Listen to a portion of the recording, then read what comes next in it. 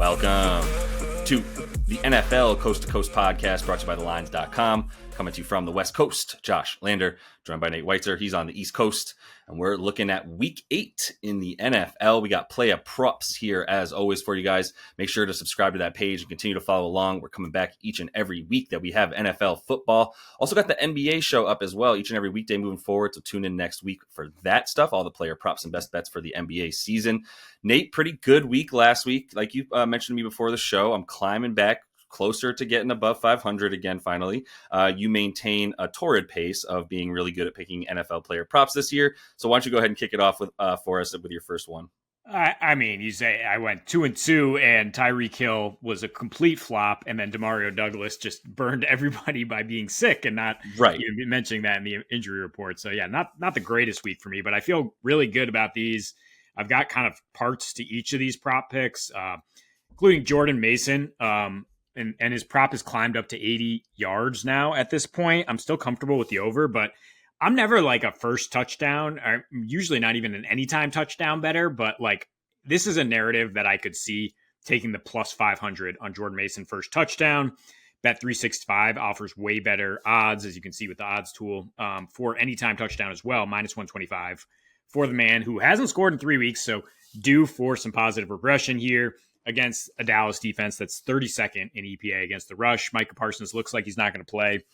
But, I mean, as far as the spot here, like the Niners are going to be pissed off. They're going to want to exert their physical will, and they don't really have any receivers to throw to. So, like, I don't see how Kyle Shanahan does anything else other than run it right down this Cowboys defense throat, which has given up 216 at home. I mean, you look at 73 on the road, but that's just like who you played. Like the woeful Jerome Ford Cleveland Browns and your Giants who had 1.1 yards per carry because they wouldn't start Tracy yet.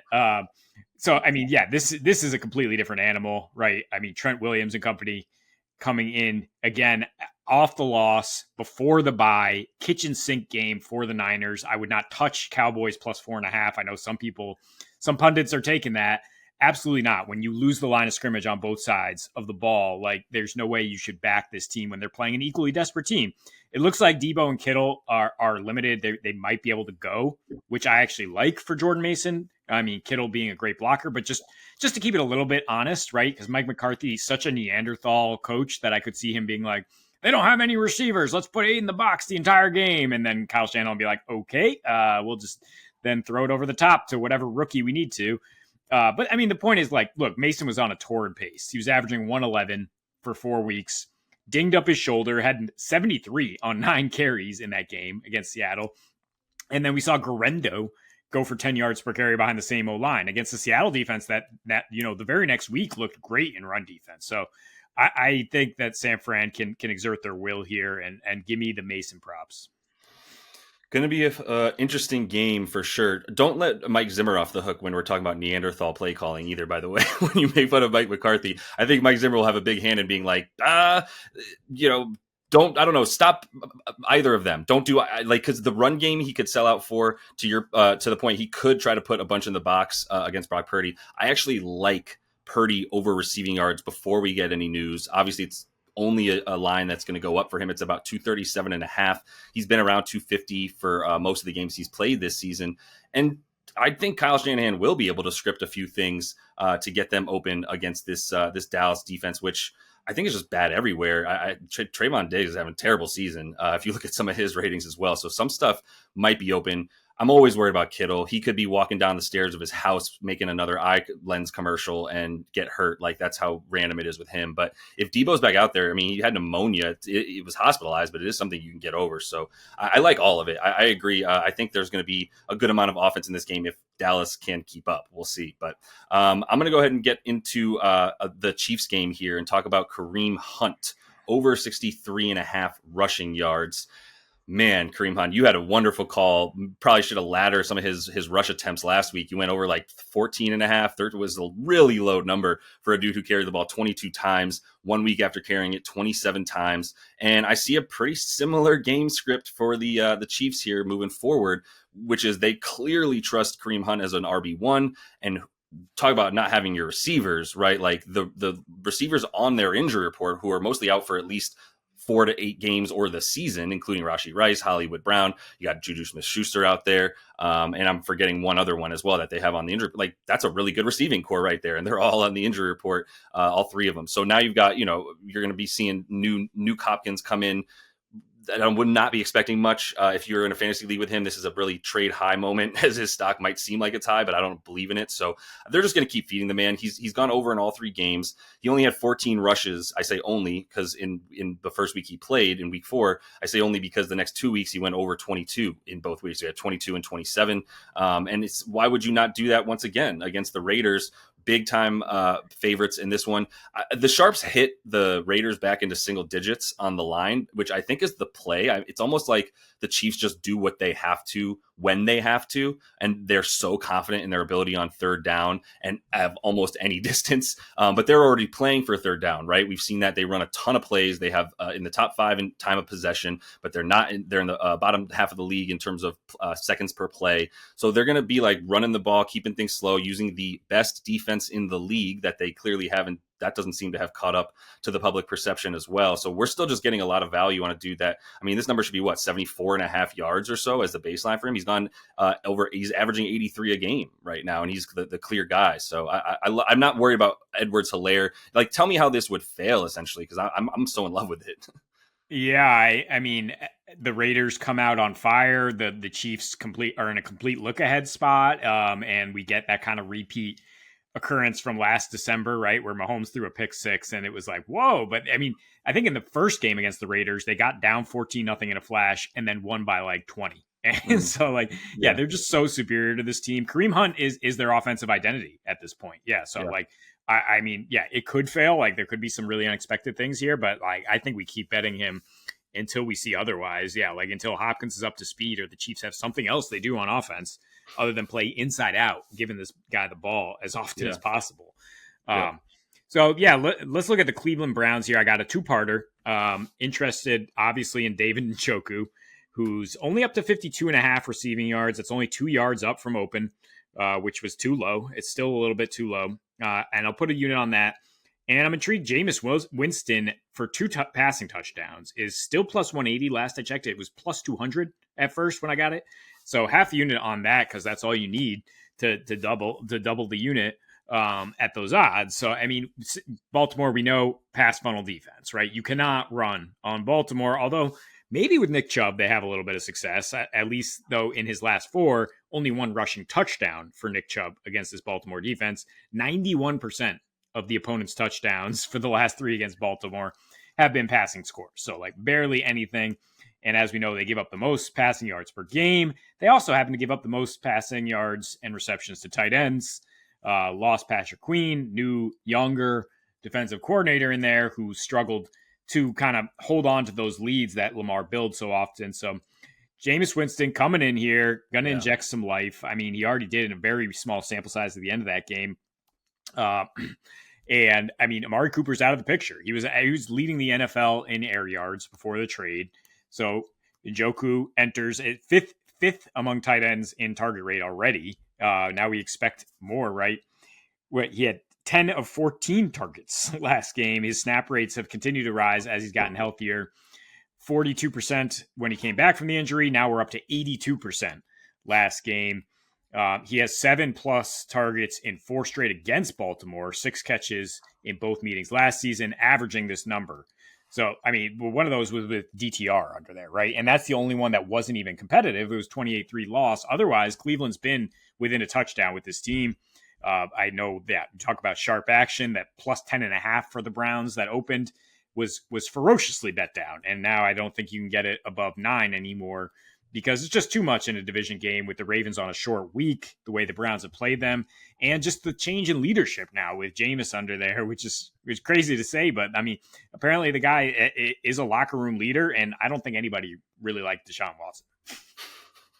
No, I don't think anybody really liked Deshaun Watson. And could there be a bigger, contrast in quarterback from last week to now having Jameis in here? Yeah, I think Jameis, just give us more of this. You want ratings? Put him in. Who's watching Browns games for Deshaun Watson? Nobody. We're talking about Jameis now in. Sign this man, and the league should pay the Browns to keep him. Because, I'm ready for all of what you're saying. I'm ready for a pick 6 followed by a 3-play drive, 3 passes for a touch, and ending up with a touchdown. Like, I'm ready for all of that. Imagine what could have been with the guy with the most air yards in the league and Amari Cooper being on the same team as Jameis. Would have been fun. But yeah, Njoku's now just clearly on an island as the best receiver for this dude, and I think we'll see him with some pretty good deep routes as well. To your point about his air yards and ADOT and all that. So my second pick here, I've got a couple plays as well, and I'm putting a full unit on Jordan Love over. I'm doing a parlay here, so it's over 1.5 touchdown passes for J Love. 2+ TDs for him at this point is like worse than -220. But you put that in with the Green Bay money line against this Jacksonville squad, and it's -109 on FanDuel. I love that, close to even money for that. The other thing would be over 2.5 passing TDs. I don't love that it's only 2-1. I really feel like that should be closer to, anytime I'm taking something like that, it should be closer to 3-1. But that's something he's done a lot, so I think it's worth like 0.3, 0.25 in that range for him to get the 3 passing TDs, because I think it's pretty possible. I mean, he's done it in more than half the games this season. 3 out of 5 already on the season. Mentioned he's playing the Jags. First of all, just the money line addition to that over 1.5 passing TDs. It's a 3.5 line, but like, come on, man, coming back from London, they've looked so bad. We're all waiting for a random, Trevor Lawrence breakout-ish game, if you will. I don't know that Brian Thomas alone is going to be the weapons for him. And this Green Bay defense has definitely played above expectations this year. But if you look at 2+ TDs for the man, he's done it in all 5 this year. And he's done it in 16 of 19 since last season. And that includes a pretty rough start, if you'll remember, to the season for him before he got hurt, came back, and in the last 7-8 games looked like the quarterback that he looks like this year, and a really good player and a really good TD passer. He has an 8.5% TD rate for the plays that he's running, passing plays, and 3 TDs per game, both number 1 in the NFL. 3 TDs per game, right? I mean, he's got a one sort of inflated game there, but still, that's a really nice average. Now he's going up against the worst team in pass EPA in the Jags. Most pass TDs allowed on the season, a ton of them allowed to wide receivers as well. We just saw that wide receiving core go crazy for the Packers in their last game. I would not be surprised if they continue. Jaden Reed is questionable. I think he's trending towards playing and was limited at least, but was in practice today on Friday as we're recording this. So, I mean, look, I was finding ways to attack the Jags pass defense. I'm always going to be looking for that. And with a bevy of wide receivers at his disposal, and not to mention Kraft looking like a top 10 tight end right now, I just think Jordan Love, the way that they're passing as well inside the red zone, they have a really high pass play percentage once they get in there. So it's interesting. Josh Jacobs has been used way more inside the 20 than he has in the red zone. Doesn't have very many TDs to speak of this season. Yeah, I mean, that's how they finish drives for sure. A higher percentage of touchdowns through the air for the Packers. I like it. I mean, I think it's a better way to play this game, which is, again, like the only way Green Bay does not get this money line done is if they're just in a trap spot and they're looking ahead to a bigger game next week, coming off a big game last week. True. And they don't take care of business, because this is like the juiciest matchup. Yeah, if you're a pass first team.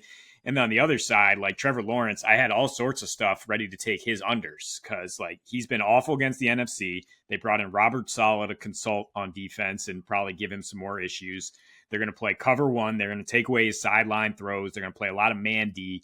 So, I mean, I definitely like the Packers to win. The reason I went off the Lawrence for my last pick is because I'm so worried they'll be chasing points, because Jordan Love is going to shred this Jags defense, and that it could be in the shootout. So I'll stay away from the under, and I'll take yet another over, because overs are fun, and especially they're fun when you ladder on Monday night. George Pickens, baby, 58.5 yards. That's all we got to get. I mean, it's probably on the rise at this point, because I think anybody with eyes saw the difference when you have Russell Wilson versus Justin Fields. Like, it wasn't just Pickens. Like, he was dropping it in the bucket for Freiermuth, for whoever else. And it's just like, oh, yeah, you could throw touch throws. They don't just have to be like a line drive directly like over the receiver's head who's wide freaking open, Justin Fields. I'll ladder it up to 70 yards for plus 140. You could do 80 yards for plus 220.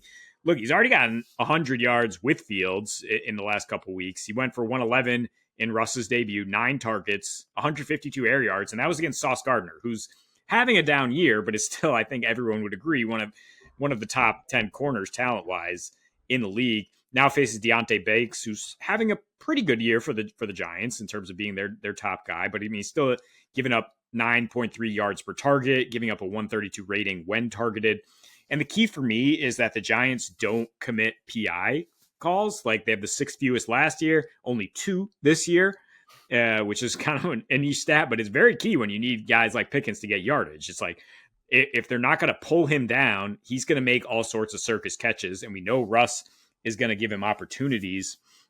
The biggest concern is, will Pittsburgh just run it down their throat? I mean, the Giants, they have issues on defense. The strength is still their defensive line. I think there will be a heavy dose of Najee Harris here, but that'll just set up the play action and the big shot. Hopefully the Giants offense isn't quite as much of a disaster this week. That is another concern, but look, with that, A.J. Brown on the other side, with the Eagles enjoying 36 minutes of possession and sucking on third down, 1 for 13. So no pass success, but A.J. Brown still got you your prop, right, with 18 yards per reception. So that was wild. Yeah. Just give him some deep shots, give Pickens a chance, and that's what Russ is doing. All we are saying is give Pickens a chance. You are talking to a dynasty league owner of George Pickens, and I have so much stock in him that I can't even sell it. I need to wait for him to get good, and he is. He is very good. Imagine a world where he and Deontay Johnson are on the outside for you. You've got a massive, awesome, big, target receiver on one side, then Pickens on the other flying all over the field. Would have been nice. It would have been the resurrection of Russ's career, but he's doing a good enough job of that. That is my fear. I don't know if you saw me literally going to the Giants depth chart because as I was pulling it up on my screen to go, let me see how injured this team really is when you were like, now the Giants offense looks putrid, and it looks bad against that Eagles defense because the Eagles line basically just had a condo that they rented and were just chilling by the pool in the backfield next to Daniel Jones the whole game. Every single red zone cutaway to the Giants-Eagles game was either Saquon Barkley running for 80 yards or somebody sacking Daniel Jones. And without Andrew Thomas, that's the fear, right? Andrew Thomas is done. So they're down their left tackle. They're down their starting center. They're bad on that offensive line. And I was also trying to make sure that TJ Watt was healthy so that I didn't look stupid saying that. Because if Watt and Highsmith are out there, they should be all over him. But Daniel Jones is something like 70% covering on the road. He's a complete road home splits guy where it's like all of a sudden he's like in the game on the road. And so he needs no expectations, and there's got to be something to the Giants fans waiting for him outside the locker room to heckle him, and them not being there on the road is probably helpful to his game as well. But come on, Giants fans, be better. I love it. I love George Pickens. I think even if they do go up early, that he'll be heavily involved. I still don't like that Pittsburgh run game at all. That offensive line is not good at rush blocking at all or getting pushed forward. So and injured as well. So all right, cool. Let me get to my last play here. I'm getting to my boy. It's time to take Tyreek Hill again. I can't imagine this is still at plus 120 for a touchdown for him. You remember the days where Tyreek Hill was priced like Derrick Henry for a touchdown, like minus 130, minus 140 for Tyreek Hill with Tua? Well, Tua's back. Like, he's playing. And granted, like, which Tua are we getting? I don't fully know. But I still trust this pass offense against the Arizona Cardinals. And I know that there's a lot of other players that can be getting those touchdowns, a lot of them in the backfield with all of the running backs that they now have at their disposal, as I believe Achan's good to go, and Mostert's going to be healthy a second straight week. Jalen Wright looking good. Either way, Tua's back. With Tua back, we've got a situation where 13 of 18 games together, Tyreek Hill has scored at least one touchdown. I'm also using a little bit of just sort of like social speculation here, where I'm watching Tyreek Hill be as frustrated as he's been since they haven't had Tua, visibly frustrated, getting in arguments with coordinators. And now he's got his quarterback back in a way that they're like, let's make sure that we can get this guy happy again. Like, what's the Tyreek happy meter at? It's probably hanging up in the office for Mike McDaniels, where he's like, I got to know how happy this dude is. And he's not. So I think they're going to be peppering with targets. The Cardinals are a perfect get right spot for Tyreek and for Cheetahs. 32nd in success rate against the pass, 8 TDs that they've allowed, 2 wide receivers, some really bad cornerback grades going on back there as well. So I think he'll have a field day here. They'll make sure to get him the ball in space, and that there's going to be a couple 50-yard plays for him, and one of those at least is a touchdown. Yeah, it is plus 110 now, but still like it. I think what I like more is the longest reception, 28 yards, which I tried to hit, when Tyler Huntley got in there, and I tried a couple times to be like, look, you got to connect with him once. But I mean, now he's got Tua back. It is pitch and catch at times, especially against this Arizona defense, right? I mean, he'll just be behind them. It'd be like, just throw it in his vicinity and he's gone. So I like that just as much, maybe split the unit. With the touchdown, but I mean, probably on those long receptions, he's gone to the house. Yes. So you'd probably hit both at the same time. And just while I was looking at, because I saw he has the first half and second half markets up, I'm going to actually officially change the Jordan Mason anytime touchdown to a first half touchdown, which is plus 150 instead of the minus number, based on that same script where I think the Niners will come out and punch him in the mouth. They'll probably punch him in the mouth. I don't think they'll lead most. Like, I don't think they'll be in a heavy a run script game, like with the lead for SF. I do think it's going to be decently close with the way that the vibes are just kind of low out in Santa Clara. But either way, yeah. And for the Cheetah bet, I don't even think you can parlay the longest reception over with a touchdown for Cheetah, because they're just like, that is way too correlated. Why would we give you any increased odds for that? And I fully agree. I love the over longest reception as well for him. In part, Arizona, as bad as they are in the secondary, their defensive line and press percentage is bottom 5 in the league. So they're kind of like, hold my beer, I'll show you how bad we can be of a defense. And this is just great for them. Obviously, Miami using this spot to maybe turn around their season around if they can. But that's all the time we have for you here in Play a Props for Week 8. Go ahead and give that video a like, subscribe to that page if you have not yet, so you don't miss any of these or the NBA Play a Props and best bets that we're bringing you as well moving forward. Until we see you next, happy betting.